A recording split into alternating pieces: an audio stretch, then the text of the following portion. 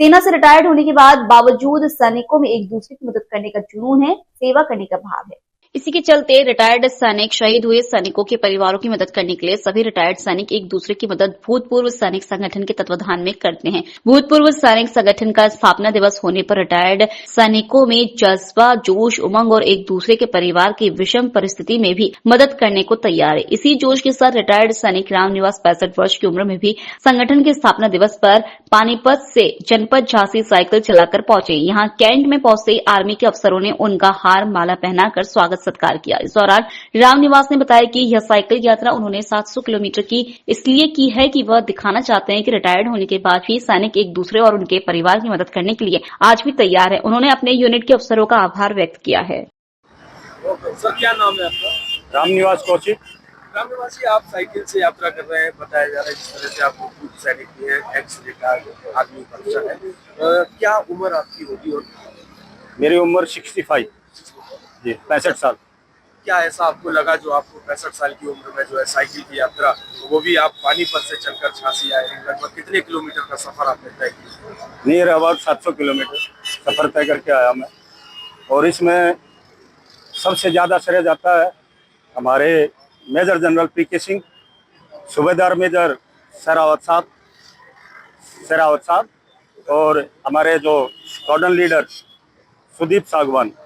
और सबसे ज्यादा अहमियत ये मैं मानता हूँ कि आप ये मत समझो जो आदमी रिटायरमेंट होके चले गए हैं, तो आज हमने ये दिखाया है, मेरे यूनिट का नाम, मेरे कमांडिंग ऑफिसर का नाम सारे उसमें इंडिया में फैले कि एक सैनिक जो आपने रिटायरमेंट कर दिया है उसके अंदर ऐसा जज्बा है कि वो साइकिल से भी आपकी सुख दुख की घड़ी में आपके साथ खड़ा है।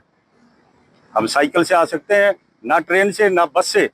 तो अगर किसी के पास है जो अपने सेना है, किसी के उस पर दुख की कोई घड़ी आती है, तो हम साइकिल से भी आने की अहमियत रखते हैं और इससे भी आगे ज्यादा जाने की कोशिश रखता हूँ।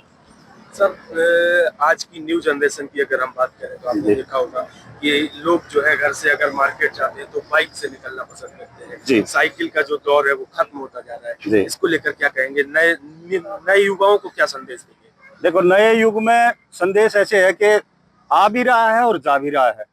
आगे बच्चे साइकिल के ऊपर चल भी रहे हैं अभी। और जैसे पहले एक बैठक होती थी हमारा गांव में, हुक्का पानी, जो जिसके ऊपर बैठ के गांव वाले बात करते थे, भाई उसको दुख तकलीफ है उसकी साझी करो, उसको दूर करो। ये आ भी रही है।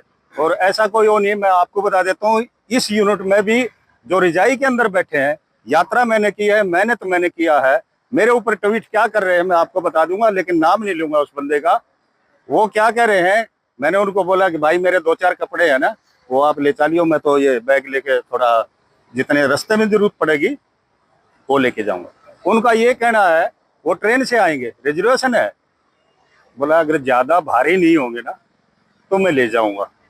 3 कपड़ों का वजन मैंने वहाँ मेजर जनरल पीके सिंह ने, जिसने मेरे को रवानगी किया, सुदीप सागवान डॉक्टर साहब, उनको ये बोला कि मेरे ऊपर अगर आप 10 रिजाई भी बांध दोगे, अगर मेरे में अंदर हिम्मत है 102 में जाने की, तो मैं जाके दिखाऊंगा।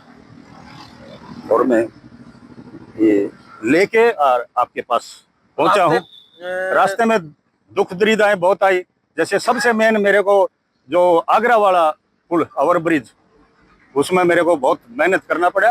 रोड फटे हुए हैं, धूल आ रही है, लेकिन सबको मैं एक साइड में करते हुए मैं अपने टाइम से, जो मेरे को टाइम दिया हुआ था, मेरा 28-29 तारीख को यहाँ पे वो है, उससे पहले मैंने पहुंचने का वो किया है। लगभग कितने दिन का आपका ये सफर रहा? कितने दिनों में आपने जो यात्रा? मैं 20 तारीख को 2 बजे चला था। 20 तारीख को 2 बजे मंत्री साहब कृष्णलाल पवार हैं, गृह मंत्री हैं, उन्होंने आना था। जो ये आडवाणी साहब ने वहाँ पे कोई वो किया हुआ है, उसका फंक्शन करना था, उद्घाटन करना था। हमारे सैनिक भवन का उद्घाटन करना था। हमारा वहाँ सैनिक भवन बनने जा रहा है, बिल्कुल हाईवे के ऊपर है, जैसे आपका ये है मेमोरियल है। हम उसमें इस तरीके का वो बनाने जा रहे हैं कि कोई भी कानभाई जो जवान ड्यूटी पर है या बे ड्यूटी पर है, उस रास्ते से निकले तो वहाँ 10 मिनट के लिए, 5 मिनट के लिए आराम करे। खाने की व्यवस्था, चाय की व्यवस्था, रहने की व्यवस्था, सब कुछ मिलेगी उसको।